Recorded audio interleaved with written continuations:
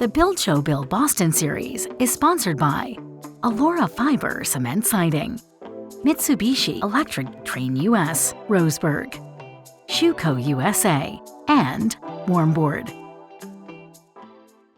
Hey, Build Show, Steve Basic Architect, Build Show Build Boston, new episode, electrical rough. We got a lot of things happening here, but today we're gonna focus on hooking up with Sean. He's an electrician on the job. He's gonna be doing all the work here, and we're gonna catch up with him shortly. But before I do that, I just wanted to run one thing by you. So it's 10 o'clock in the morning. You can see my shadow here. As the time progresses through the day, the sun, which is just to the left of me, is gonna move towards the center of that roof, bringing my shadow around. So what does that mean? It means that that roof is pretty much perpendicular to the southern sky. And we are gonna load it up eventually with PV panels. We're taking this house, it's gonna be all electric, and we're gonna take it to net zero plus. And what I mean by that, net zero plus, is we're gonna develop enough power in this house to not only run the house, but we're gonna run the EV car and potentially cars here, and probably still send some back in the grid as a moneymaker to the homeowner. So we're gonna catch up with Sean here. We're gonna start talking about all of the concerns that are up front in electrical. We're gonna do an electrical walkthrough, and yeah, that's the electrical rough. So let's get going.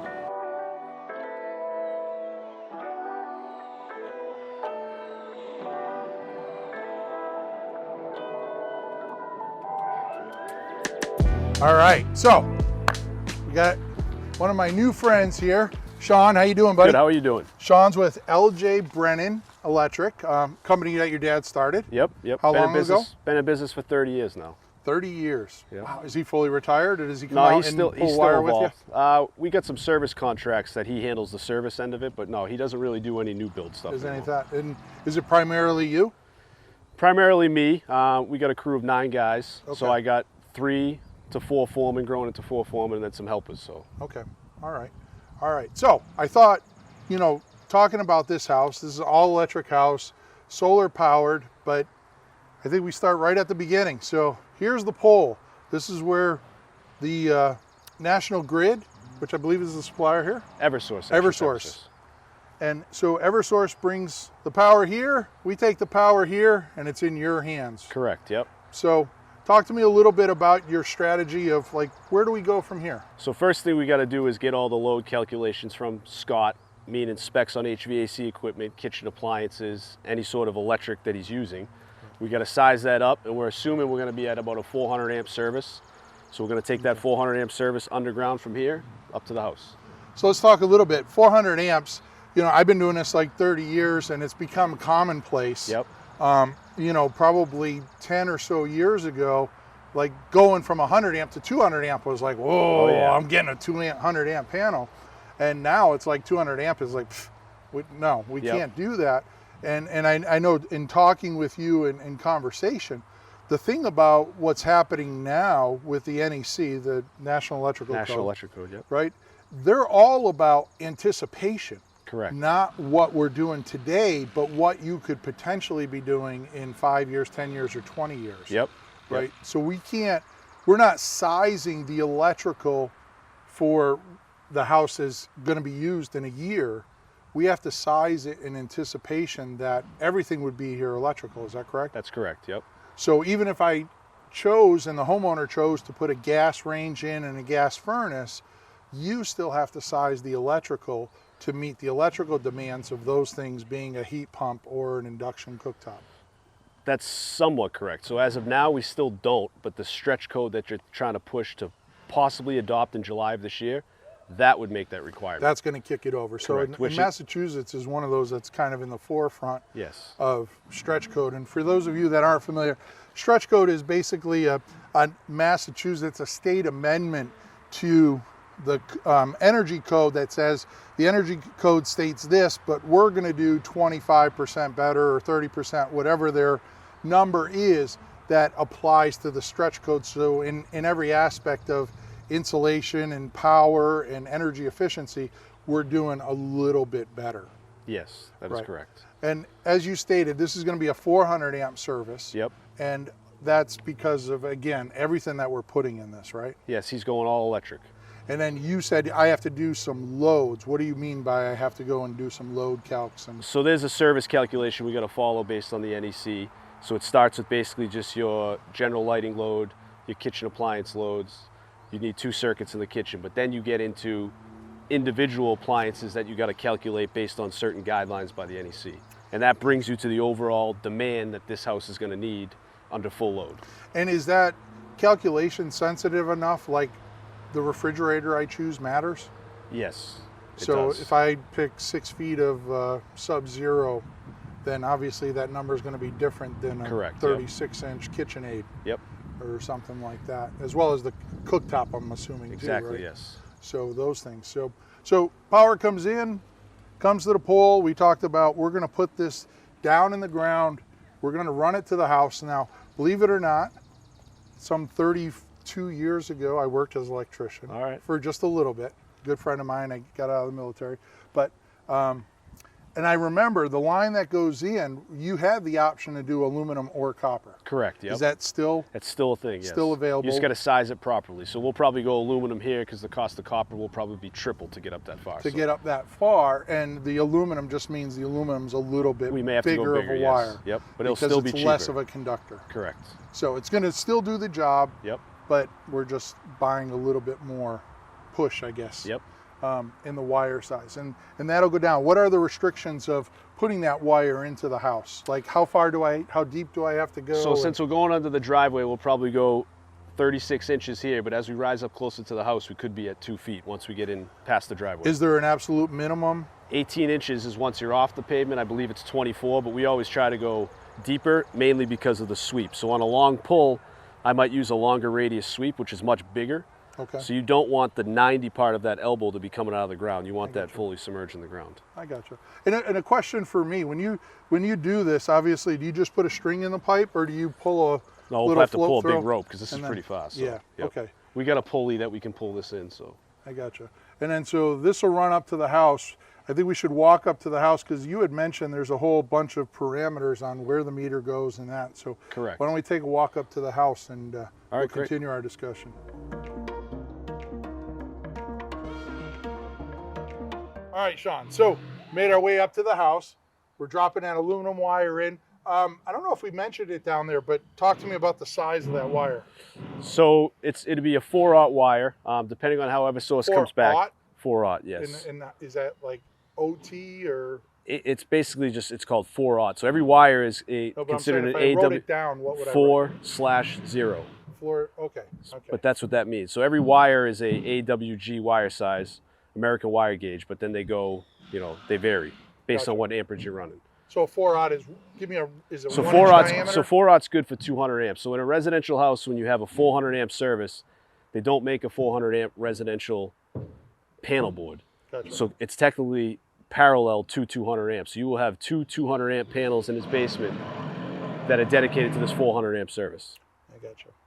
So you're basically sizing the wire for one of those panels. Correct. And the other one's just going to jump off. So or it's be an parallel extension. because we're to the pole we have 400 amps. We have 400 amps to here because we're parallel them together. Gotcha. And then when we go in the house, we'll split them 200, 200. All right. And now, so that wire comes up, and when that wire comes up to the house, there's what Eversource wants. Correct. There's what the client and myself want, and I'm sure your thoughts fall in alignment with ours. And then we basically have a fallback position. But you had mentioned that when we bring this up, Eversource wants it like on that front corner within about 6 or 8 feet of that corner. Correct. They usually require it right on the front corner of the house. But with Scott having solar here, the client, he's going to have solar equipment too. So we discussed trying to move it up for aesthetics reason and keep it off that corner.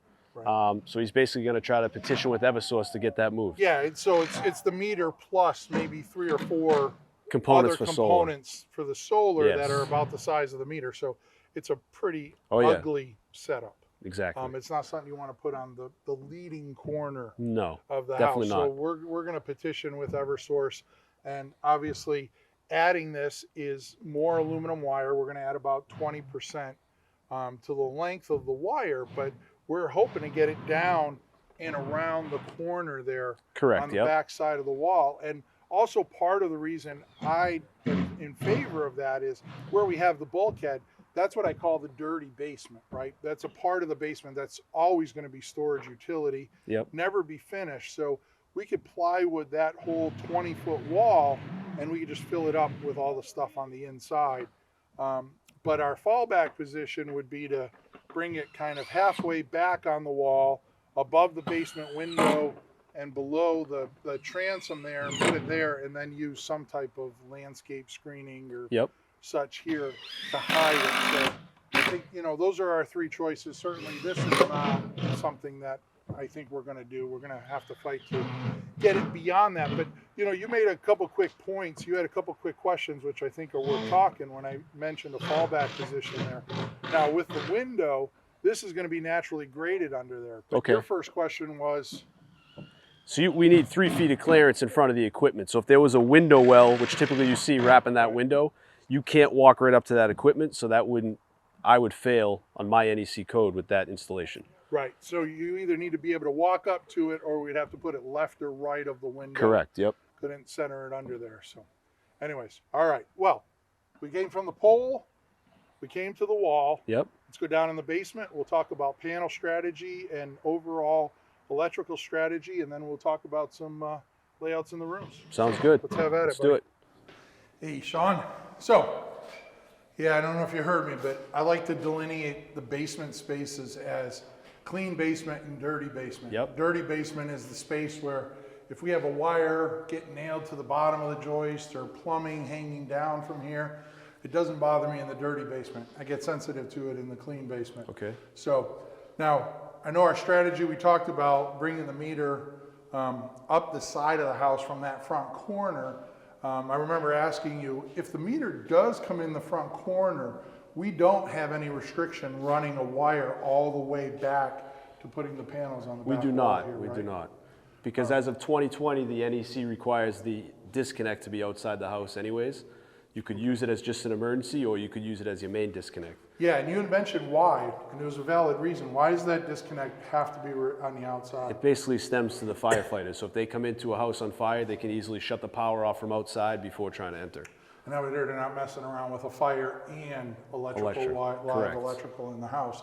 They can just kill the house and then enter and do it. Totally makes sense. Coming in, we have our dirty basement. Now, we had talked about putting the panels on this wall. Obviously, we have the sump pump there, so we have to Yep. dodge that, right? Correct. Because there's a certain requirement. Yeah, you need 3 feet of space from the width of the equipment to 3 feet out in front. You need to be able to stand. Okay, and clearly. we're putting two 200 amp panels There'll up be here. two 200 amp panels there, yes? And then these are the main panels to receive the service. Correct, yep. And then we had talked about this being a one-story house versus, you know, a typical two-story house, which you probably work on more.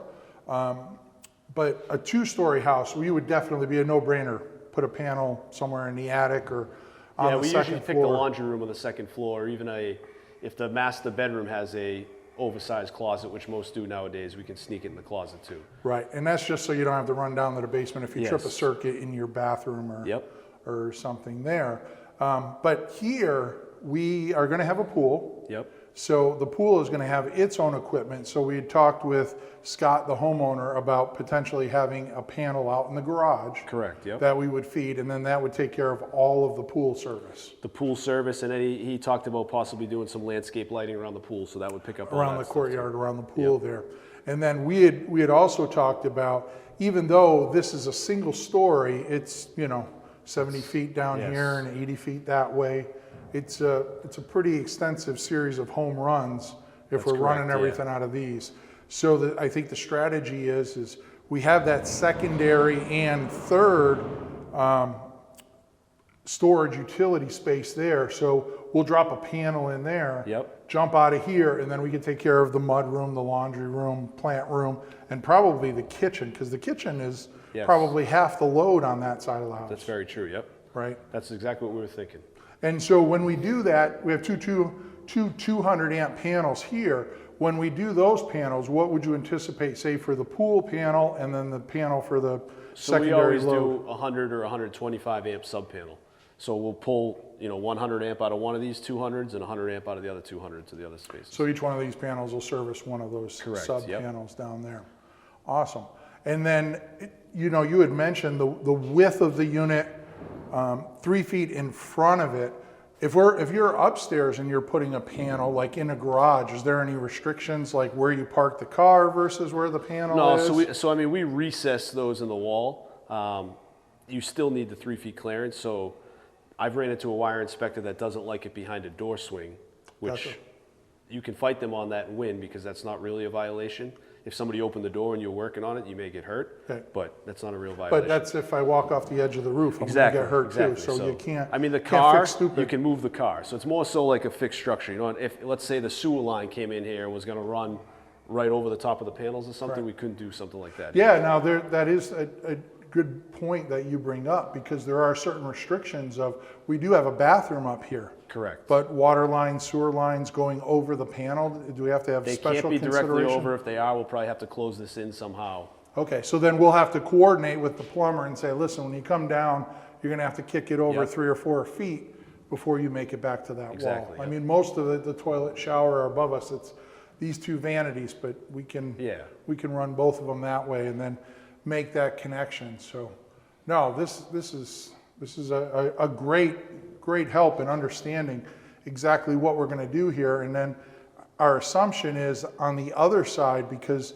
most of the solar panels are gonna go on the garage, in that utility 1, we'll have some batteries, we'll have all of our solar, Yep. inverter, all of that technology is gonna be on the wall there at the bottom of the stairs coming down Okay. from the garage, All right. right? Yeah, I think that's, grounding rod. We had talked a little bit about this. Oh, yeah, Now, yep. because we knew you were gonna be the electrician when we started, and I know Yep. you had made mention, sometimes you get to a job and you weren't anticipated to be the electrician until after the foundation was poured. Correct. But this one is, so this is a grounding rod, and this one goes directly into the wall and connects to the rebar in the footing, Yep. right? And I believe it needs, is there a It specific needs to be length? 20 feet in length. The rebar continuous. So The yes. continuous rebar has to be 20 feet in length. This gets attached to it. We'll run this over to ground the panel. Correct. But if you didn't have this or anticipate this, then the solution would be to go to the standard pound ground rods. Yes. grounding rods. And what's the typical length or what's the They're requirement 8 on those? feet. They're 8 feet. And 5/8 by 8 feet. So we usually try to do, this is considered a UFA ground, they call it. So then the grounding of the ground rods would just be a supplementary grounding system. Okay. But we try to do both. Right, I know you had made mention of that, even though we have this in place, and that does check off the box for grounding in Yes. the code, you still go out there and pound an 8-foot rod in Yep. the ground, jump it through, and so all Because of our with- panels with are the grounded code both saying ways. the authority has jurisdiction, town by town, some towns will still require me to do that anyways. Right. So it's just common practice. So you just put that it we into the do it. price, you just do Yeah. it, and then it's there. If the electrical inspector says, oh, you didn't have to do that, oh well. Yep. The house is better for it. Correct. All right, well, let's go catch up with Scott. All right. And I think, we can hit a couple rooms and we can just talk about some initial layout. One of the things that we do on all of our projects is catch up with the electricians like Sean and have the client and the builder. So we walk around the house and I have an initial electrical plan, but that's more of a bidding document and Yep. to get a sense of what we're doing. And as we walk through and you actually see the room, you can very easily sit there and say, well, can we add an outlet or move this outlet 6 feet down because I anticipate this piece of furniture or TV or whatever the case is. But to do that walkthrough before you turn loose, and you're gonna mark up all the walls and Yep. all of that stuff. So when it's time for you to come, your guys know all the coding and you just start pulling wires and have at it. Exactly, yep. We All tend right. to try to get the house boxed out and drilled out 100% with the builders, the architects, designers, owners' input before we actually start pulling wire. Yeah, and I'm gonna go down a road that, is becoming certainly more commonplace. I'm certain it's an aggravation to you. It's added work, I guess, to me, but the reality is when you're doing houses like this, we can anticipate for everything, but the homeowners and myself, you just get a better sense when you're walking through and seeing it all framed up. Exactly. So there's going to be times where we're walking through upstairs and say, well, we have this dining space.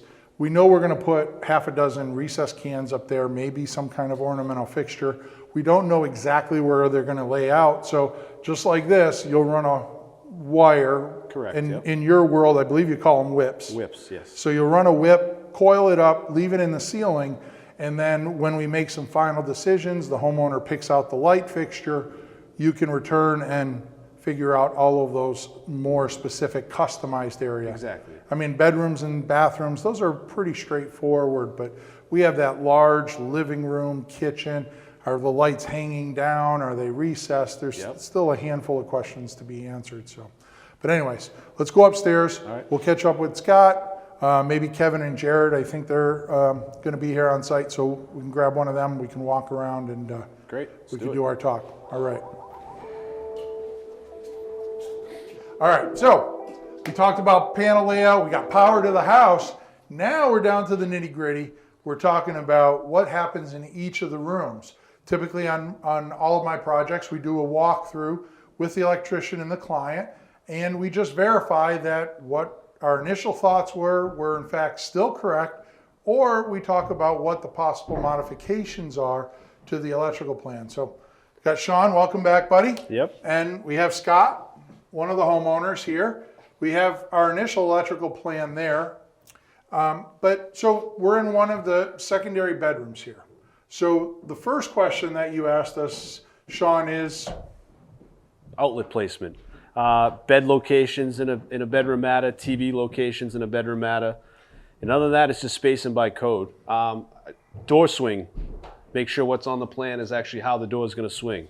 right. So that anticipates obviously switch Correct, yep. locations. So in this bedroom here, we have this long wall here, which I had always anticipated it being the bed wall. We do have the opportunity on that far wall to potentially put it a bed. The problem with that is the opposite wall is a closet wall. So there's really no opportunity to hang a TV or have entertainment in the room, where if I do it on this wall here, we have the front wall there where we can mount a TV. So Scott, we ran it by you, and you are good with this being the bed wall. Yeah, obviously. that's fine. I think that makes more sense, because we wanted the TV directly across. We also wanted whoever's sleeping in this room to have the advantage of the view. Taking the Looking view. out. And Yeah. so what are the requirements, Sean? If we're putting a bed here and we're running outlets around the room, I know there's minimums and you don't count doors, but if you can run us through kind of the quick schematic of outlet layout in a bedroom. So it's pretty simple in a bedroom. The code requires one within the first 6 feet of the door. So we'd have to place one somewhere on this corner, which would work great for the bed location. And then really it's just every 12 feet. If you have a break in a wall where there's a 2 feet of wall space, we'd require one.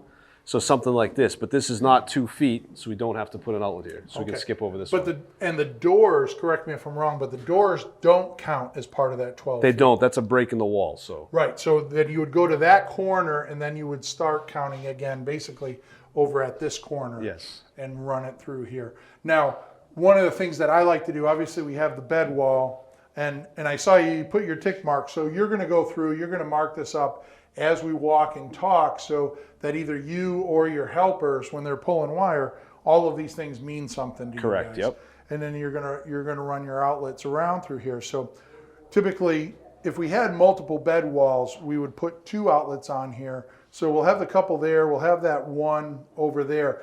I like to put the one outlet in the room that I call the open outlet, and that's the one that I would plug a temporary device. Like if I'm coming in here to vacuum or do something like that, I don't want to have to reach behind a nightstand.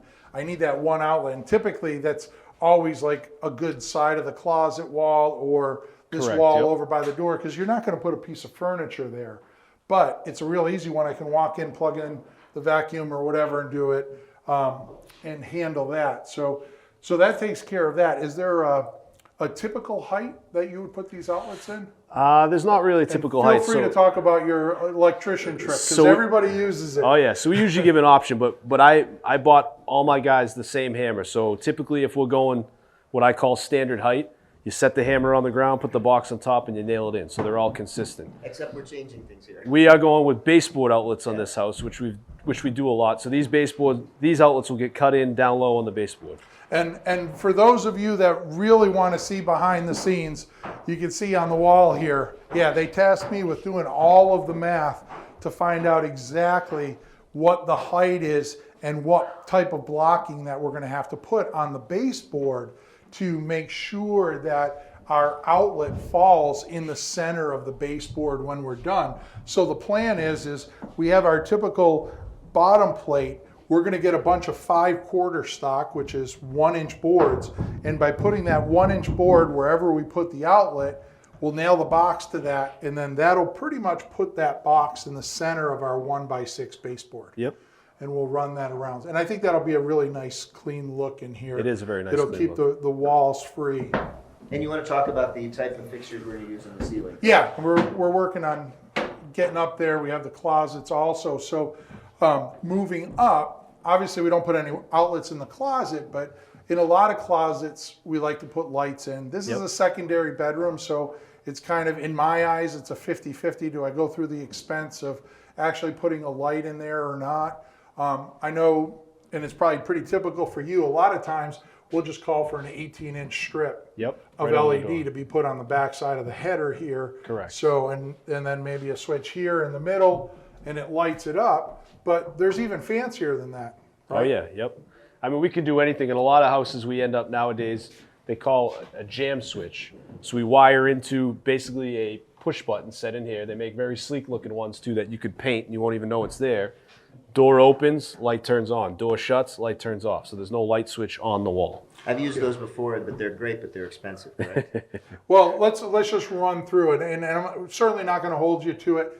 Believe me, don't go making all kinds of comments on the video because a lot of it's due to region, electrician, supplies, and that. But obviously, no lights, the least expensive. Right? Correct. Nothing. But say an 18-inch strip, one 18-inch strip on the backside is, what are we looking at? Maybe They're between $30, $40 depending on the brand for an 18-inch LED strip, which is LED diodes, so no light bulbs. Right. So installed, $100 a closet light or something like that. To move to a activated by hinge. It probably gets operation? closer to the 200 range because you got to buy the switches, the contacts for the header, the contact for the door, and then you got to buy a low voltage relay that you put. We typically put a 4-square box on the back side of this wall And so you put won't the- see it. Put that relay in there. So, And you got to do it for both doors, so tied to the same light. We could do it tied, so they'll both come on is how I would do it. Yeah. If you open one door, seeing as there's no divider wall in between, you'd want both lights to come on. yeah, I really you would like want the switch you'd want activation on both doors though, right? Correct. Because you don't want to just open this door to have to turn the light on. It's either side. You want to have that. But in your primary bedroom, maybe we think about the door contacts. But you're right. In a bedroom like this, we can stick with the switch. Now, and to make things even more complicated, I like to put bifold doors here so I don't have to swing this door out of the way. So if we put the contact, say, on the left-hand door, if I open the right-hand door, I don't get light. Right. So I have to be consistent that I either open up both of the inside doors or both of the outside, or always right, always left. Yep. We'd have to make that as kind of the final decision with the homeowner if we're going to that kind of contact And Sean, lighting. in the current house we have, they put the switches for the closets on the inside of the closet. We try not to do that. I agree, because it's you have to reach in, and if you have clothes that are impeding it, it's A lot of times, I mean, we put it in the center, but you know, you have baseboard here, or not baseboard, but you have door casing. The door here might vary a little, and I mean, I know finish guys, they can get it right, but your outlet box has to go in long before a bunch of those decisions. Yeah, so we'll need to know this trim size to make sure this is even feasible to fit it between, because you got trim on both sides. Yeah, and so the way that I typically avoid it, I Go on just put the the side. switch Correct. right here. So you walk in the room, you hit the switch, and then I can Yep. go in through either door, and that solves the problem. Yeah, if All it's right. too close for comfort, we'll usually swing it to the side too. Moving up to the ceiling here, you know, you can see in the plan, we typically do a center fan fixture, and then we do a quad recessed light. So we do 4 recessed lights around it. The spread on those recessed lights are probably somewhere on the order of about 7 feet, typically. I don't know if that's the number we use. Now, one of the interesting things is, you know, about fans. because it's a fan, it has somewhat of a dynamic load. That's not a cheap, flimsy box. That has to be a pretty It has to be a well-supported fan-rated box. Yep. Right. So if you're anticipating that we might put a fan in, and you might not put it in right away, you should put the fan box in. And that's why when you look at my electrical plans, every bedroom I always just call for a Yep. fan, even though we might not be putting it in. We're actually set up for it because in the future you never know. Somebody could be temporarily living with you and say, "Oh, I'd really like to have a fan in my room," and then So based on what you said, people coming in after and changing it out, that is actually now in our code that if we put a light in the center of a room, it has to be a fan-rated box. Just Even because. if he was just going to put a cheap little socket light up there, on the rough inspection, he's going to be looking for a fan-rated box. Gotcha. And then the 4 recessed cans, obviously this is more of a luxurious layout Yep. than, just coming in and putting a fan light, or, the house I grew in, you turn on a switch, you get a light in the center. No Correct, fan, one light in the middle of the room, like it or lump it, that's Yep. the way it is. But obviously we're getting a little bit more luxurious as we go on in time with our culture. So yeah, the 4 lights, that's a pretty standard practice. Anything that you can speak of to the type of recessed can, size suggestion? So we typically use the 4-inch. Big fan of the Lithonia wafer lights. So just like you said, these ceilings aren't, what are we looking at? Maybe over 8 feet, but not over. Yeah, that. it's a 9-foot frame height. It Okay. probably finishes out at about 8'10" or Yep. so by the time we put the floor. So if you start to get higher than 10 feet in some open living spaces, we might want to upsize to like a 6-inch just because it throws more light. But yeah, and I like we the have that 4-inch. condition. okay, we can do 4-inch. And We just have to do a like few the, more. That's the all. small ones you just showed me, they're Yep. very thin. Yes. And when you put it, there's this aluminum piece you put it into? Correct. Recess it into? So it basically snaps in. They weigh nothing. They actually have a dial on them too on the junction box that you could select colors, anywhere from 27K to 5000K based on the color of the light you want to shine. Yeah, and we'll be able to return here and check in on progress and see all of those. See a nice example, and we could talk a little bit more about it. But I think that's a really good setup. That outlines our strategy. We're going to turn this over to the professional. Let All Sean right. have at it. And Sean, we'll come back and see you here in a short time, and we'll check in on progress. Sounds good. So thanks for Appreciate your it. time. Scott, we got our work cut out for us.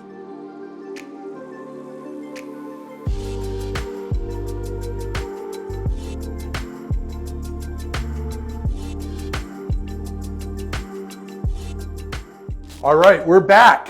We're back in that front bedroom. Last time we were here, we were Sean and the homeowner. We talked about the layout of outlets, lights, all of that good stuff. And so we're returning here. Got Sean. Sean, Steve, welcome how you back, doing? buddy. Good to see you. I see you've been working hard since the last Yep. time we were in here. And it appears this room is pretty much done, right? Yeah, this room's all roughed out. I know you don't want me to, but I want to comment on your beautiful wire job here. No, I So know I'm just teasing. That's actually temp power that we It's brought temp in power. from the pole, because the pole's pretty far down the site there, so we brought temp in here. Yeah, so anybody watching this, don't come on and say, hey, your electrician doesn't know how to staple up wire. That's all just a temporary service. So, all right, beyond that, we talked last time about this being the bed wall. We talked about our outlets being in the baseboard. I can Yep. see we got our 5/4 board. Everything's appropriately dimensioned. We got our boxes in here. They're strewn across the room here.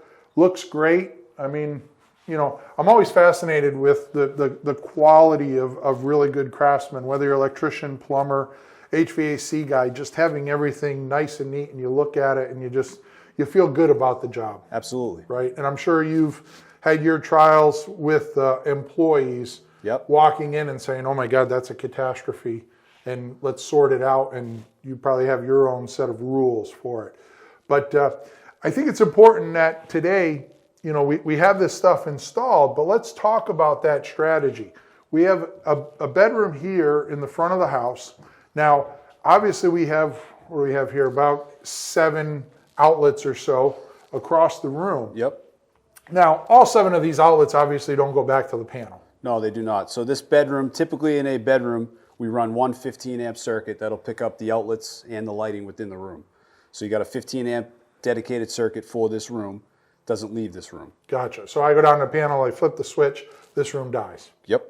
And so that wire is coming up somewhere. I'm going to take a guess because that one's got wires going out and coming in, that's probably the one that has that, we term a home run. Correct. That goes back to the panel. So the home run hits that. It looks like we got 3 wires because we probably jumped out to this closet switch because it's close, and then we daisy chain the room.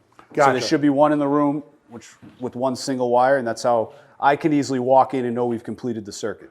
Know that it's there. So those 3 wires, one comes in, one goes to the light switch, one feeds the daisy chain of outlets here. Is there a certain spec on the wire that gets used for these? So a bedroom, you really only need a 15 amp circuit. So we use 14 gauge wire. Okay. You know, the bathrooms and in the kitchens is when you get up to your 20 amp circuits, which would be a 12 gauge wire. I gotcha. And so the bathroom adjacent to us here, that one would be on a higher amperage circuit too, Correct. right? The outlet alone will be on the 20 amp circuit, but then the lighting within the bathroom is on a 15 amp circuit. And for those of you that aren't familiar, the reason is you just have activities in there like blow drying your hair and stuff that is a lot more draw than, say, a desk lamp on a nightstand. Correct. Yep. Exactly. Right. So we need to service that power. Now, we talked last time about our options for lighting in the closet. I can see we went high tech and we used a piece of cardboard. Yep. It's for those of you, I'm joking. I see it on every job site, but it's basically to just hold the wire in place. Correct. That's so the sheetrockers won't push that in the wall. We hope they poke it out. We hope they poke it out so at some day in the future we go up there, there's drywall there with a wire sticking out of it that you then make up Mount the fixture and mount the fixture to Correct. the inside. And we have obviously the light switch here. Yeah, so I noticed, you know, we have a special box here, and I've started to see these on a lot of job sites. This is actually on a slide. Correct. So you can adjust that. So typically we always use this in the baseboards because just by this screw right here, this box can go in or out. And of course I have this set to the wrong. But you can bring this box in or out based on the depth of the walls you have. So as you can see there, it's coming out further, or you can screw it in. So they're very nice to use. We always use them on the baseboards, kitchens, bathrooms. If we don't know if they're going to tile or something, we'll set these in those walls as well. Gotcha. So that makes it just nice, easy work. The finished carpenter, he cuts that box out, and then you can come in here and dial that right into the face So we're sitting flush of the with the finish. baseboard. So yeah, that's awesome. Now, one of the other things that I noticed here as we move up into the ceiling, you know, all of your guys and you put up strings. Yeah, we're very particular on making sure that everything's in a nice straight line. I mean, as you can see how we kind of run the wires, you want to take pride in your work. So at the end of the day, we don't want to come in here and have this be sheetrocked and notice by the naked eye that these lights are not in line, because that's pretty embarrassing as a subcontractor for sure. Right. And you know, it's really interesting because in the days of old, you know, I would see something like this, the light that is underneath the floor joist, and go, oh my God, we have to make some adjustments here to get the can in there. Yep. So that with the lights that we're using there, those simply are the depth of the sheetrock itself. That's correct. We're using a Lithonia wafer light on this project, and as long as the ceilings are strapped, you can fit between basically the drywall and the joist above. So And the strapping. So in will this we need to situation, cut out the... that strapping will need to get cut out, which we'll dial that in on all of them before. It can be done on the finish. If we do it on the finish, usually it's a nasty cut from the drywall because their rotozip will hit that. So Gotcha. we try to get that all out of the way. Get that all out of the way. But stringing it up, you can see that we have our fan light here centered in the room, and then we have the equidistant lights coming off of that. So when you walk in here, there's nothing worse than walking into a room post sheetrock and looking up and say, why isn't that light centered? Correct. And there's not much you're going to do about it No. at the end of the game there. So yeah, so it looks like, you know, the lighting is complete. But before we leave, I want to talk about one little thing about the electrical box, because I always am fascinated with the craftsmanship of, you know, all of the trades, and electricians especially. You know, you walk through the house, we walked through with Scott, we talked about everything, and obviously we have our switches here for the light, the recess, etc., and they're all made up in the box, but you know, you guys always make the stuff up nice and neat, but you also leave a little bit of the skin there, and then you have a mark here so that you can come back to any one of these boxes and you have them coded to know exactly where that wire is going, so you don't have to sit here and obviously trace it we through try the to pair system. them up and label them up, so when we come on the finish, obviously you're not going to see the wiring. Any one of my qualified electricians can pull these out and know what they have to put in there for a switch. Yeah. Well, so there you have it. That takes us to the electrical finish, which is not that far away. So that's it for electrical rough. We got a whole lot of other utilities to talk about: plumbing, HVAC, Zender. We got siding, we got roofing to talk about. So stay tuned, a lot more to come. But in terms of electrical rough, thank you, sir. Thank you, Steve. It's been a pleasure. And we're onward and upward. Hey, before we go, a little quiz for all the electrical minded out there.